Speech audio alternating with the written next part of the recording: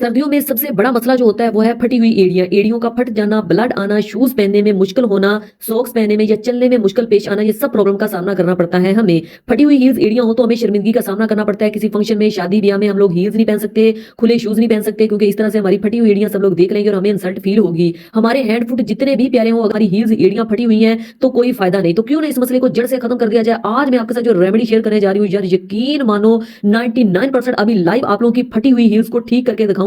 अभी लाइव में आपको रिजल्ट चेक करवाऊँगी।